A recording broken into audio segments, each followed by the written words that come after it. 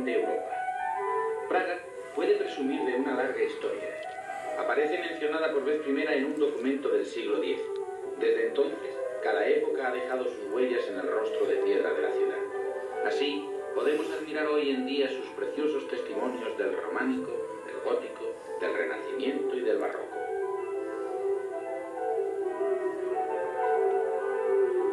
Los visitantes que acuden a Praga, atraídos sobre todo por sus célebres monumentos, quedan hechizados por la espléndida situación de la ciudad, por su opulencia y por su belleza. Praga es conocida como la ciudad dorada, la ciudad de las 100 torres, el sueño de piedra y también la corona del mundo. Para el reino de Bohemia, sin embargo, no fue únicamente la capital, sino también la madre de todas las ciudades.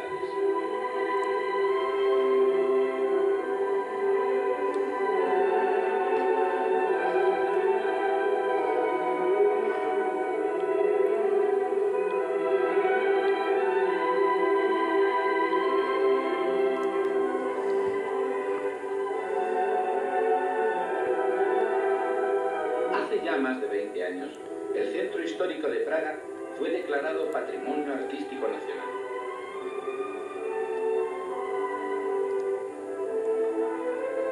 Y es que el casco viejo, a orillas del Moldava, es un ejemplo único en su género del desarrollo histórico de las ciudades europeas.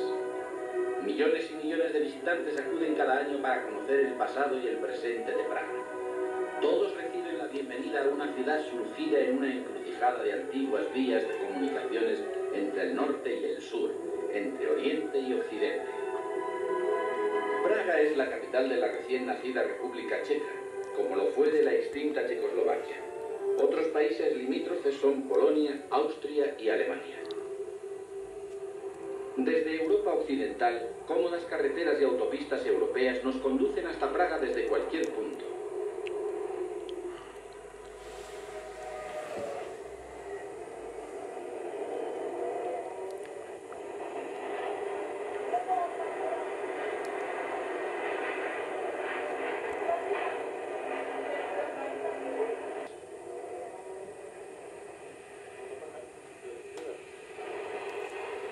Para llegar a Praga existe una amplia oferta de vuelos.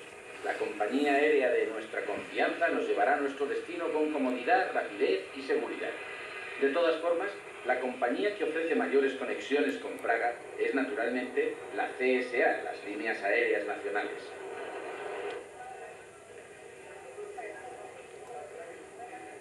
En el aeropuerto internacional de Praga, Ruzyně, hacen escala todas las grandes compañías de navegación aérea.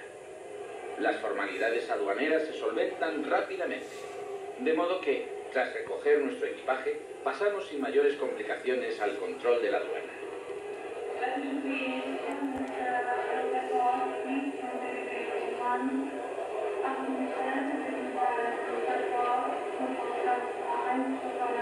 Los paneles nos ayudan a resolver con comodidad eventuales dificultades lingüísticas.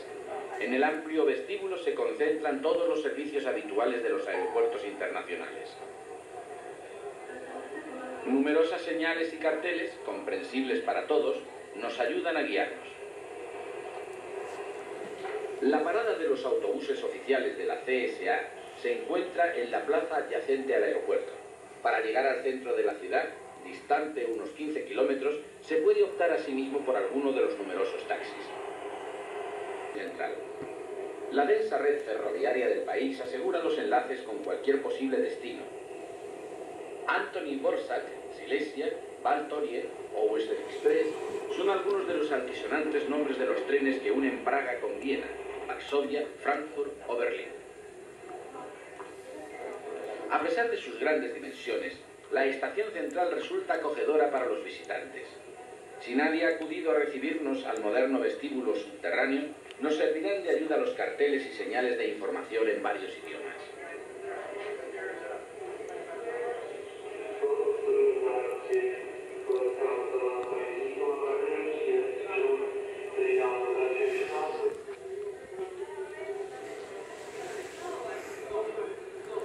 En la ciudad, el medio de transporte más corriente y seguro es el metro.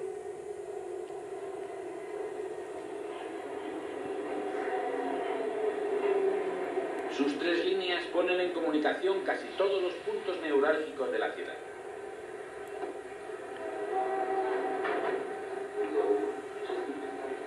Por todas partes se exponen de manera visible planos de la red metropolitana, pero si inadvertidamente se nos pasa nuestra parada, no tenemos más que tomar el metro que viaja en sentido contrario. En horas punta, el metro pasa a intervalos de 3 minutos. En el resto de la franja horaria, la espera no supera los 6 minutos. Todas las líneas se mantienen en servicio hasta medianoche. La moneda oficial es la corona, subdividida en 100 heller. Los billetes de curso legal son de 10, 20, 50, 100, 500 y 1000 coronas. A descubrir la Praga dorada.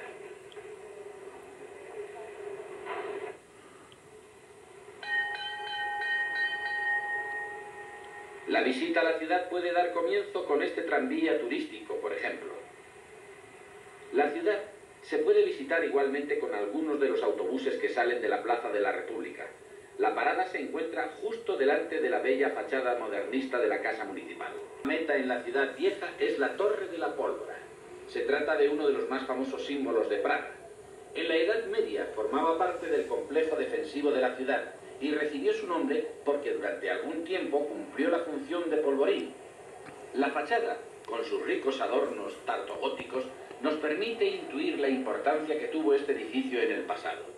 La puerta constituía uno de los principales accesos a la capital del reino bohemo y marcaba el principio de la llamada Vía Real.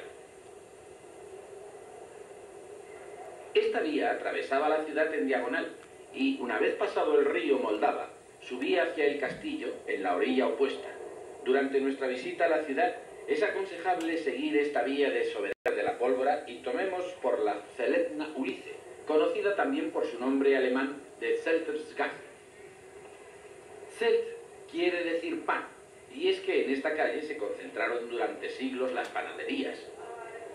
De esta antigua tradición no queda sin embargo resto alguno. Muy sugestivas son, en cambio, las fachadas restauradas de numerosas casas renacentistas y barrocas. Aquí vivían pared contra pared los aristócratas y los burgueses ricos que buscaban protección en el interior de las murallas de la ciudad. Hoy en día podemos saborear aquí un pedazo de la vida praguense.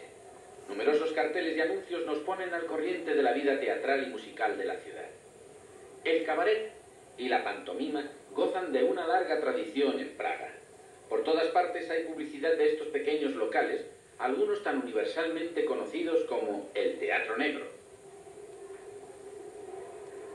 En un día de sol como este, la calle y sus cafés están rebosantes de animación. En todo caso, no dejemos de admirar los hermosos emblemas que adornan las viejas casas. Antiguamente, cuando las calles no tenían todavía nombre y los portales carecían de números, eran las únicas indicaciones que permitían orientarse. En ocasiones se trata de bellas esculturas, como la Virgen Negra, que decora esta casa de la esquina con su interesante fachada cubista. En las antiguas vías y callejas de la ciudad abundan los emblemas de este tipo. Merece la pena detenerse a admirarlos, porque con frecuencia nos informan sobre los nombres u ocupaciones de los antiguos propietarios de la casa.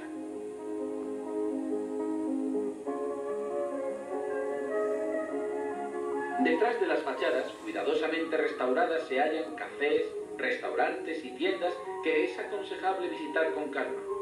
Nada más entretenido que revolver entre la mercancía de estas antiguas tiendas. A los bibliófilos aconsejamos, por ejemplo, que visiten la Casa de las Cigüeñas, que antiguamente albergaba una famosa casa editorial. Al final de la Zeltner Ulice se abre la plaza de la ciudad vieja, corazón del barrio del mismo nombre.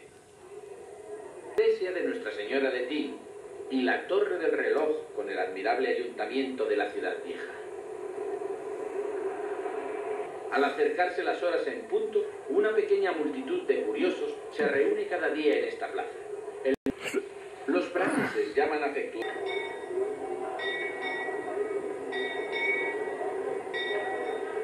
de ceremonias oficiales.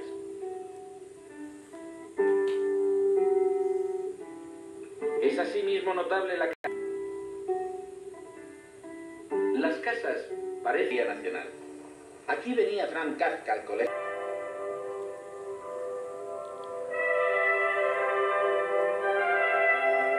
ubicación como este nos hace remontar a lugar antiguamente un vivacísimo mercado. Con el trasfondo de este pintoresco escenario, los campesinos de los alrededores y los artesanos de la ciudad intercambiaban sus mercancías y productos. Que tras recorrer la calle Carlova desemboca en el Clementino.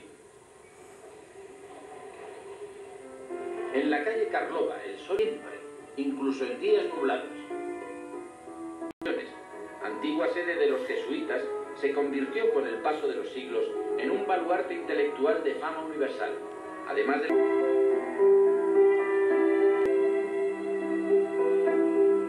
para los praguenses.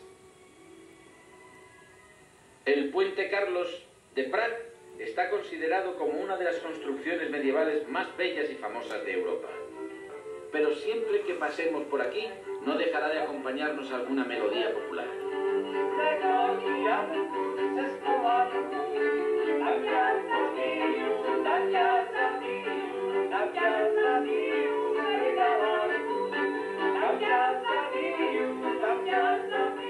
Desde hace siglos, las 30 estatuas de santos solitarios o en grupo se yerguen sobre los parapetos del estrecho puente, observando tal vez con asombro el vivaz ir y venir que discurre a sus pies.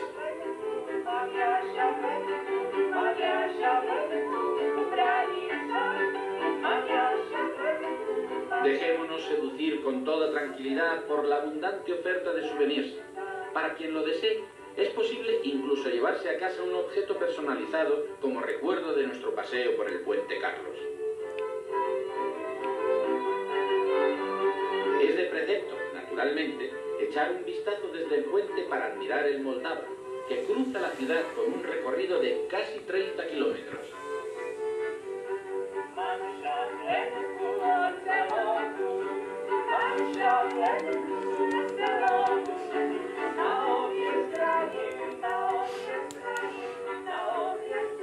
Un incesante flujo de gente atraviesa el puente en ambas direcciones. No son solo turistas, también los praguenses hacen un notable uso de este puente que comunica los distintos barrios. A cualquier hora del día y en cualquier estación del año, una caminata por el puente adquiere un sabor familiar. Hasta las casas cercanas parecen lanzarnos un gesto de complicidad.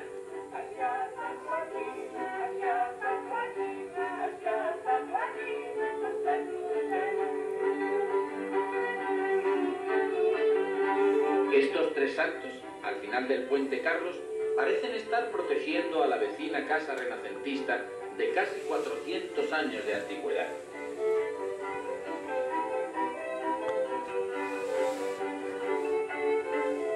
En el pasado, perteneció a un artesano que fabricaba adornos con plumas, como nos recuerda el emblema de la fachada. Las escaleras del puente descienden hasta la isla Campa. Hagamos una breve pausa en el café o en el bar también mediante una apacible excursión fluvial. Además, los contemplaremos desde... En las cercanías de la iglesia de los Caballeros de la Orden de Malta se encuentra la Casa del Unicornio de Oro.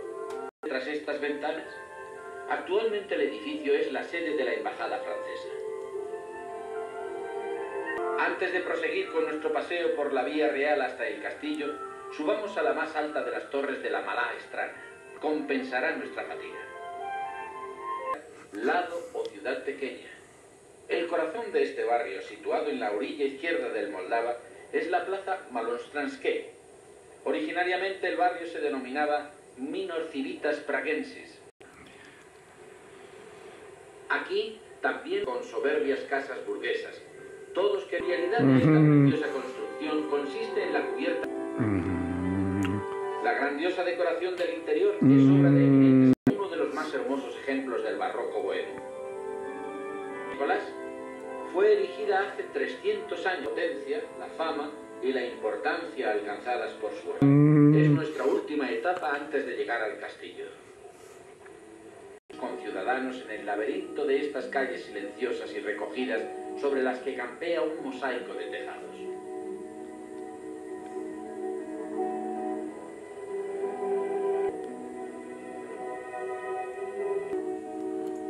Nuestra extensión por la calle Nerudova prosigue con una pendiente cada vez más acentuada. ¡Ánimo! Nos queda... Desde lo alto nos despedimos con una última mirada de Malá Estrana y nos dirigimos al castillo de Praga para el cambio de la guardia.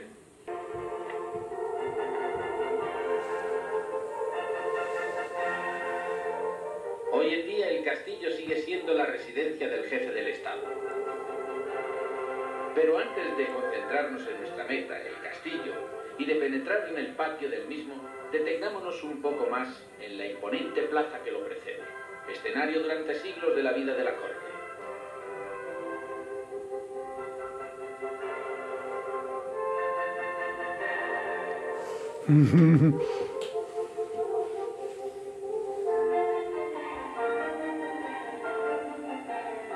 El Palacio Arzobispal, que forma parte también de este fastuoso marco, es uno de los objetivos preferidos de las fotos de los turistas, así como una imagen recurrente en las postales.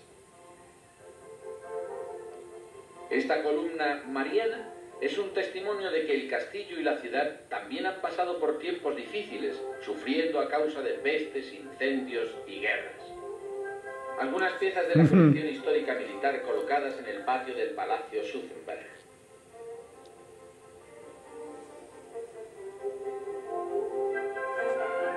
La entrada al Ratschen, pues así llaman los praguenses a su castillo, está vigilada por estos dos temibles gigantes. Su misión es rechazar a todos aquellos que pretenden dañar el castillo o sus tesoros.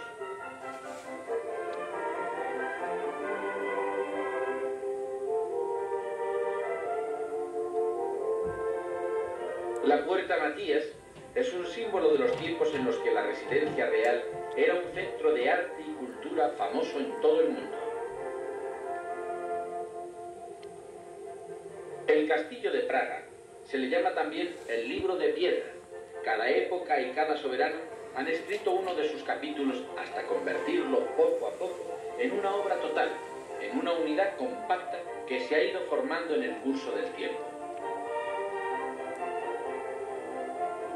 Que para los reyes bohemos de cualquier época trabajaron los artistas más eminentes como arquitectos, escultores o artesanos del hierro, lo demuestran innumerables obras, como por ejemplo estas dos fuentes situadas en el interior del castillo junto a la capilla de la Santa Cruz. Desfiles que tenían lugar en las grandes ocasiones como aniversarios y a su séquito hasta la catedral de...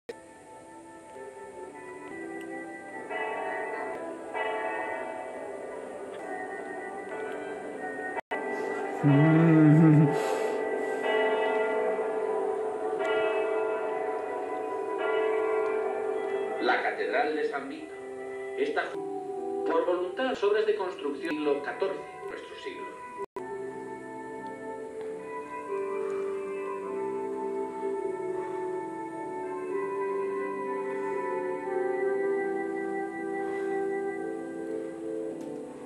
Como evidencia de que los trabajos de construcción se prolongaron a través de los siglos, he aquí una serie de elementos pertenecientes a diversos estilos arquitectónicos.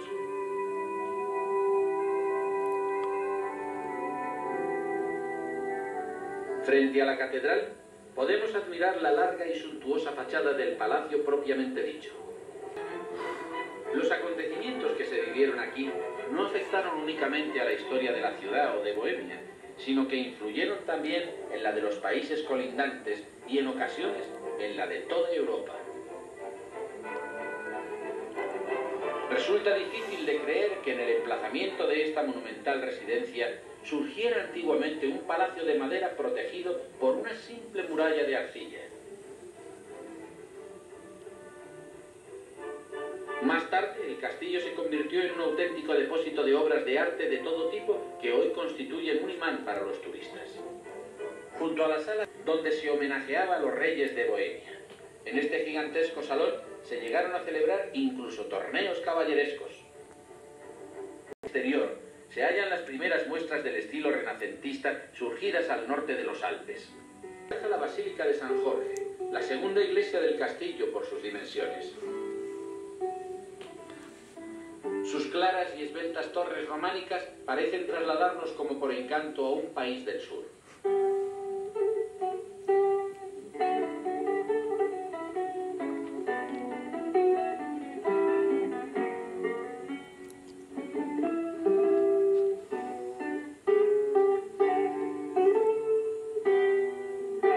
hayamos cruzado prácticamente todo el castillo y casi hayamos llegado al final, desembocaremos en el Callejón de Oro. Los restaurantes de esta calle son tan pequeños que parecen los de una casa de muñecas. En el extremo se destinó más tarde a prisión, a veces desde entonces.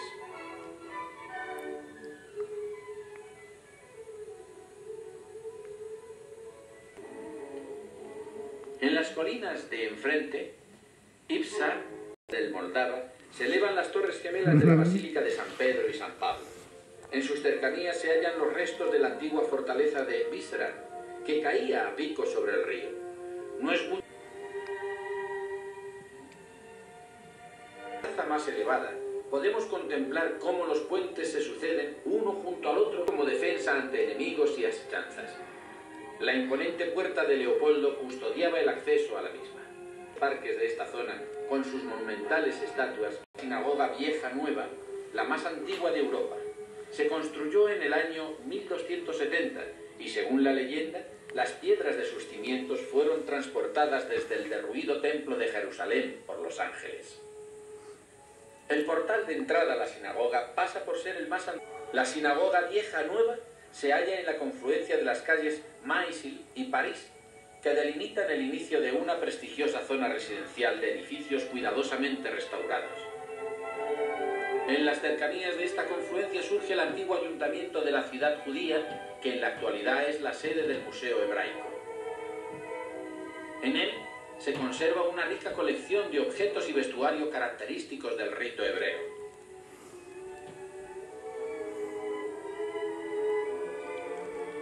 La Maisy, cuyo nombre recuerda la memoria de Mordechai Mais. Los extranjeros pueden orientarse fácilmente en Praga gracias a una serie de folletos editados expresamente para los turistas.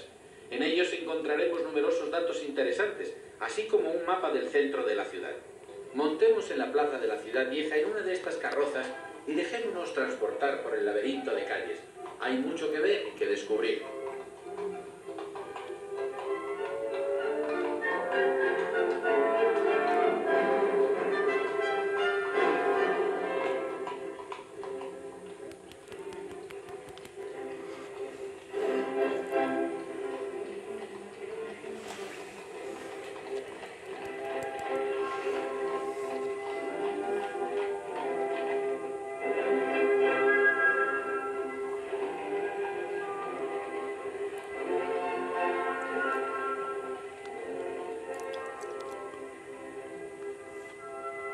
Nuestro itinerario incluye una tienda del antiguo barrio judío, donde se puede adquirir cristalería bohema a precio muy conveniente.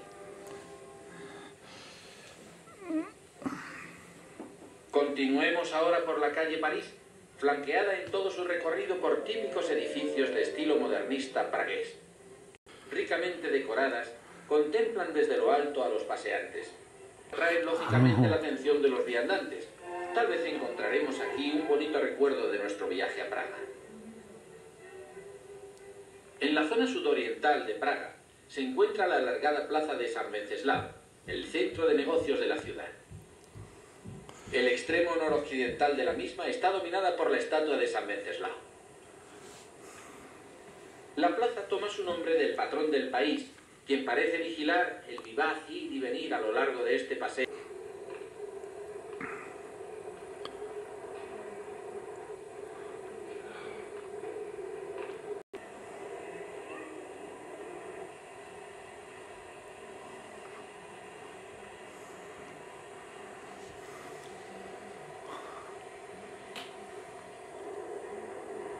Del corazón de la ciudad, como el del Gran Hotel Europa. En ellos se puede experimentar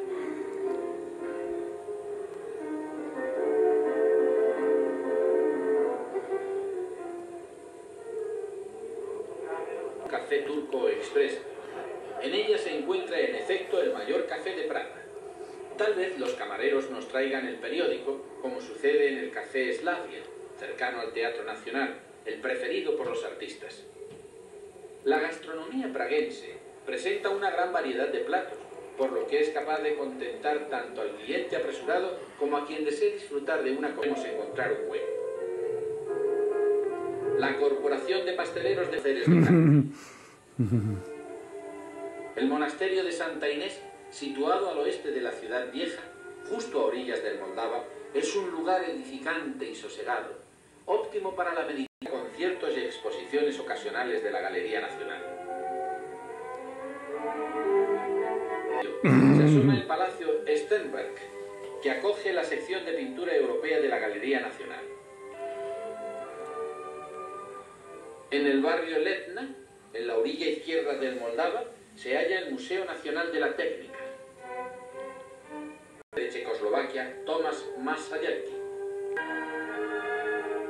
En un extremo de la plaza de San Venceslao se encuentra el Museo Nacional, el más grande de todo el país. Subiendo por la grandiosa escalinata, construida a imitación de ilustres modelos de otros países, llegamos a la planta superior donde se exponen diversas colecciones.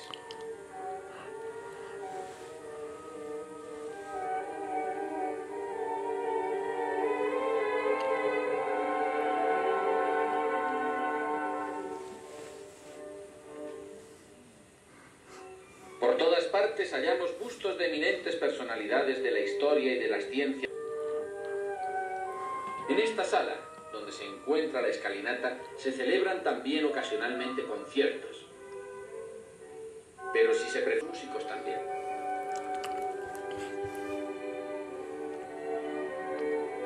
La obertura de Don Giovanni, ejecutado por vez primera en Praga, que desde entonces ha pasado a formar parte del Reino Nacional.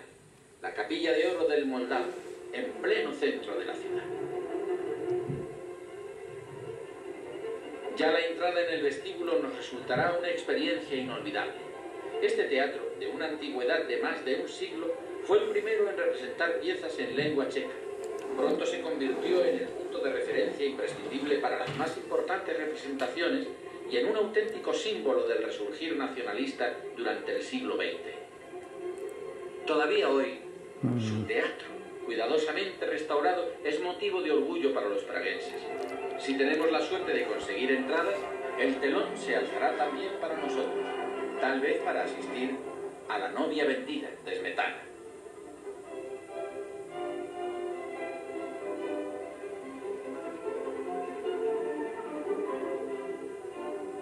De noche, cuando se encienden las luces de la ciudad, los edificios parecen dorados.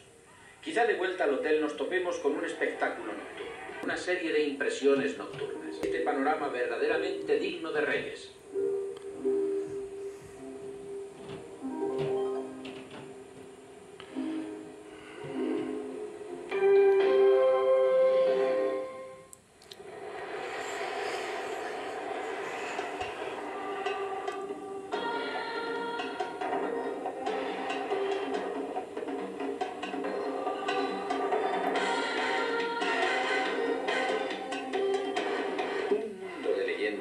Y el aroma de Asia. Hasta 1956, sus aproximadas importancia de la economía es la artesanía tradicional, transmitida de generaciones. Extensas y cuidadas playas y un excelente servicio hotelero han convertido a Túnez. Le aguarda un país con miles de matices y un variopinto presente. Flanqueado por Argelia y Libia, a Túnez se llega fácilmente desde los países del Mediterráneo, puesto que se encuentra solo a 3 horas de avión de Europa. Turísticamente, el país se divide en 3 zonas: la ciudad de Túnez y Hammed, la costa de Sousse y la isla de Djerba.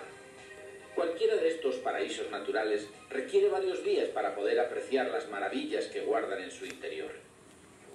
El viaje debe tener en cuenta asimismo las peculiaridades de vida del lugar al que nos dirigimos. La permite en Túnez. Como en cualquier otro viaje aéreo, hay que prestar atención al peso del equipaje. El sobrepeso puede suponer, una vez en el aeropuerto, el pago de una tasa. En los viajes organizados a los centros turísticos no son necesarias precauciones médicas particulares. Los hábitos higiénicos son europeos.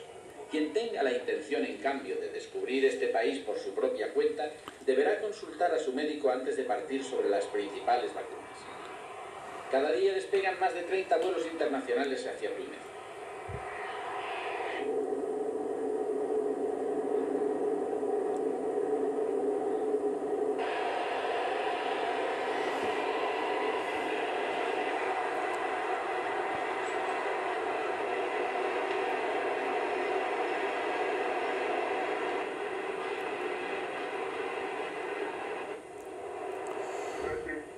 Bien se puede llegar transportando el coche en barco, pues tanto Túnez, la capital, como Monastir o Djerba están dotados de excelentes puertos. Se llegue como se llegue, Túnez nos promete una agradable estancia y una temperatura media anual de 20 grados. Esta ciudad, con sus innumerables rostros, no debería faltar que acuden a ella. Aquí se entremezcla lo moderno con lo oriental. La ciudad representa unas importantes operaciones económicas. Desde hace algún tiempo, Túnez se ha convertido. Su gastronomía ha tenido sin duda que ver con ello. La capital ofrece hoteles de todas las categorías. Tras el día de Bourguiba, con la imponente catedral neorromántica de 1882, un vestigio pétreo del pasado francés. El Bahar es con frecuencia el punto de Túnez una amplia posibilidad de elección. Las restantes zonas de la Medina son más tranquilas, junto a otras en el Souk al-Padin. Un típico souvenir de los souks de la ciudad de Túnez es la llamada Nakhil, una pista. Se puede acceder a las ricamente adornadas azoteas de la Medina. La vista a unos 4 kilómetros al oeste del centro, entre 15 y 20 minutos. Con este tren rápido se llega fácilmente a cualquier meta turística de la periferia de la ciudad de Túnez. En pocos minutos estaremos en Cartago o en Sidi Bou Said. Cartago es hoy en día un suburbio de Túnez. Aquí, tras su victoria sobre los cartagineses, la capital de la provincia de Antonio Pío se ha convertido hoy en día en uno de los lugares que con más frecuencia aparecen en los carteles publicitarios de las agencias de viaje. Sus estrechas calles han sido cerradas al tráfico. La vía principal del lugar está flanqueada. Una pequeña sugerencia. A partir de las 4 de la tarde, cuando la avalancha de turistas abandona Sidi Bou Said, una taza de café o de refrescante té a la menta piperita. Esta población es famosa así mismo. Mohammed, no lejos de aquí, dos interesantes ciudades, Nabeul y Kelinia, en la península de Cap-Vert. No hallarán marco mejor que la amplia ensenadura de sus costas. Tenemos las más variadas ofertas para hacer de nuestra estancia unas vacaciones activas.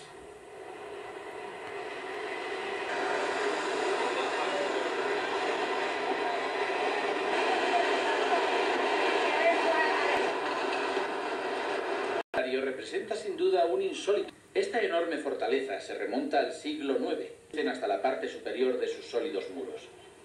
Junto a la casba, los souks cubiertos de hacer cualquier exigencia. La mayoría poseen piscinas de arquitectura tradicional tunecina. Un ejemplo son las incitantes hasta en la misma piscina.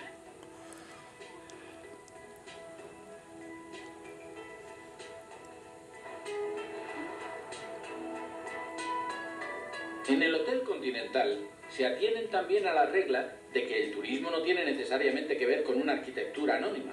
La recepción y el comedor están agradablemente decorados. Hermosos estos pueden relajarse tranquilamente al sol. Entran bien en el paisaje circundante y no puede superar la de las palmeras locales. Se supone que traen suerte si se colocan detrás de la. Sus innumerables restaurantes nos permiten elegir entre la cocina típica tunecina o la internacional. Late todo el inicio de este lugar. Tradición artesana local, la alfarería, de 1295 metros de altura. A los pies de la montaña se encuentra la pequeña a Cartago ya en tiempos de los romanos. En el pasado brotaba aquí, a través de varios manantiales, el agua acumulada en estatuas de Neptuno y de las ninfas acuáticas. Se goza de un excelente panorama del fértil y accidentado paisaje que rodea el de Jebel Zaur. Se encuentra el mayor y más antiguo santuario islámico del país, Obhar, que se remonta al año 600, nació muy concurrido.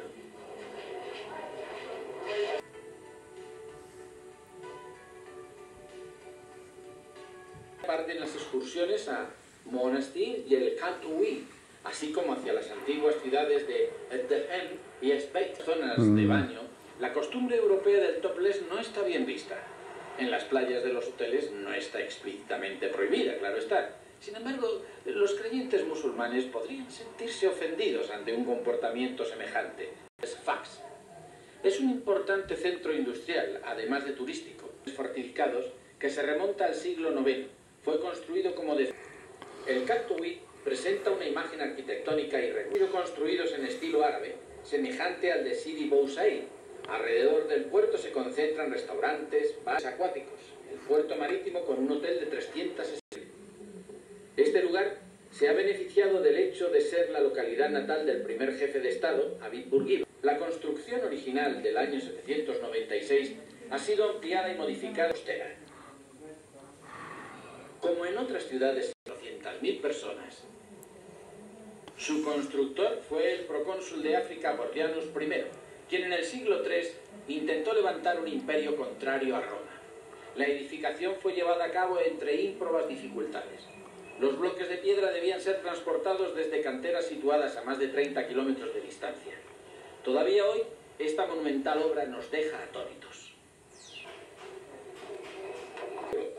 Dherba es al mismo tiempo punto de partida para excursiones diarias a tierra firme. Es año tras año una meta de vacaciones donde tumbarse y dejarse tostar por el astro rey. En su interior, Dherba es llana y... Bueno.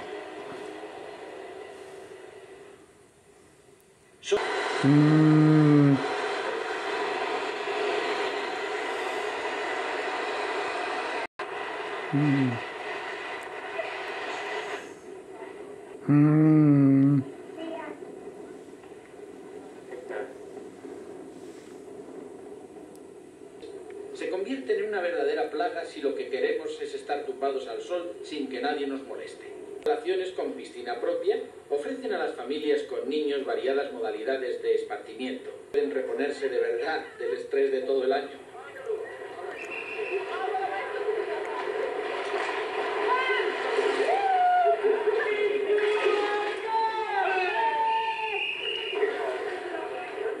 El más significativo edificio histórico de la isla, la fortaleza por la localidad de Hara Sehira, es digna de una visita a su sinagoga, la Hiriba, edificio de oficinas.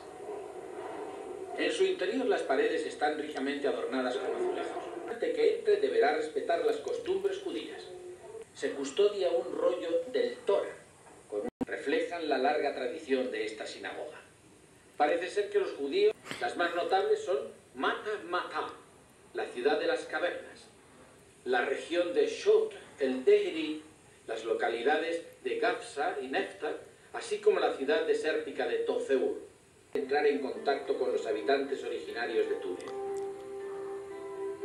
A través de una pequeña galería, pequeñas casas que rodean la aldea de Cuevas.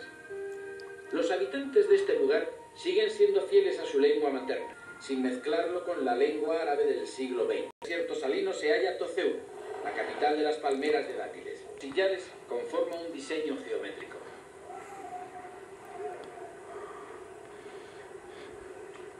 Sentido metafórico, puesto que el cultivo de dátiles es una de sus principales fuentes de sustento. En el camino nos topamos punto de partida para excursiones por los alrededores. Nada mejor que relajarse aquí.